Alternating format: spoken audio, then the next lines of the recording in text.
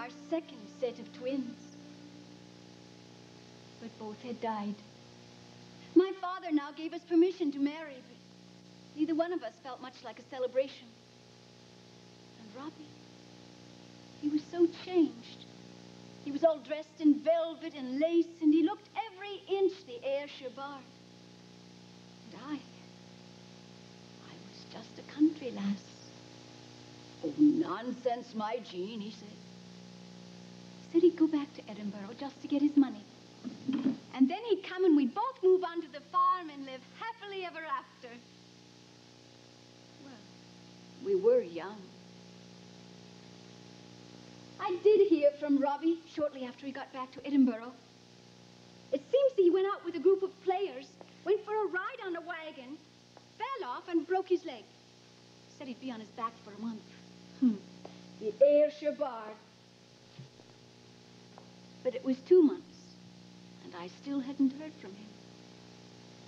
And then Robbie's brother Gilbert told me that it was not a broken leg that kept Robbie so long in Edinburgh, but another woman by the name of Nancy McLeos. When Robbie finally did come home, he had a new song. It went, I'll ne'er blame my partial fancy. Nothing could resist my fancy. Nancy. Oh, it's the rhyme, he told me. It's the rhyme. And then I knew his heart could break. And then I knew my heart could break.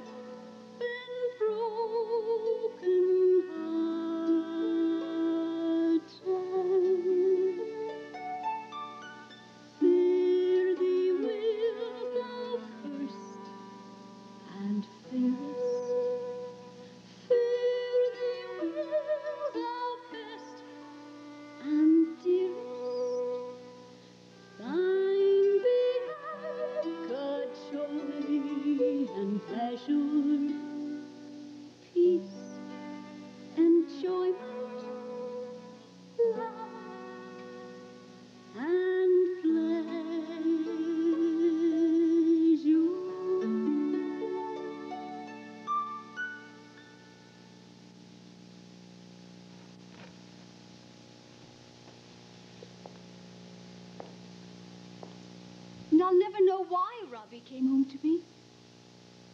But he did. Be it known to all those concerned that Jean Armour is now installed with all the rights and privileges due to the title and designation of wife. Robert Burns.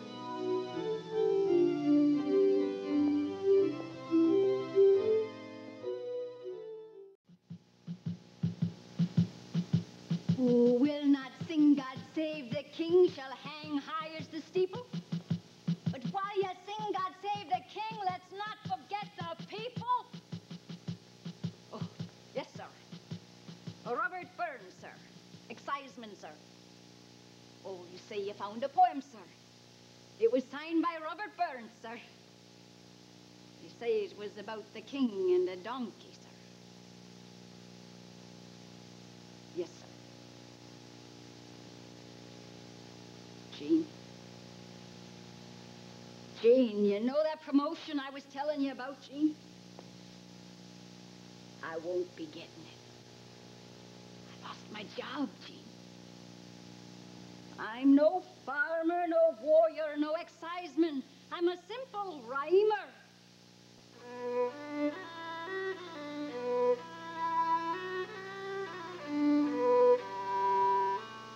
All flesh is as grass. It withers as the grass does and fades as the flower fades, but the word lives on forever.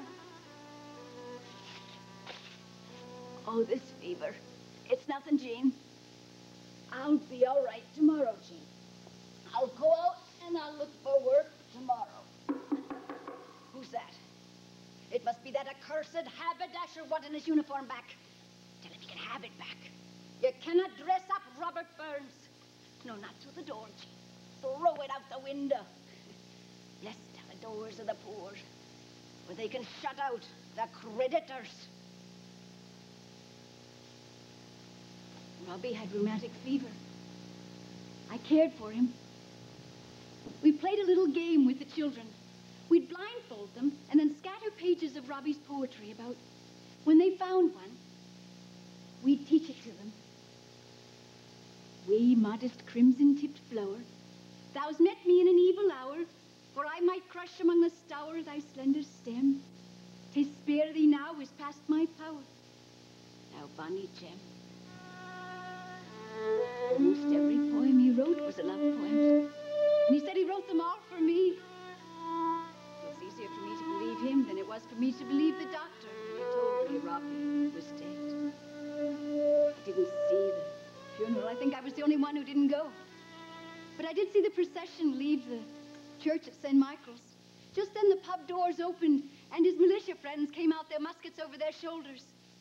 After the service, they raised their muskets and fired one last salute and nearly killed the minister. I didn't see the rest. Then I took to my bed and gave birth to our last son.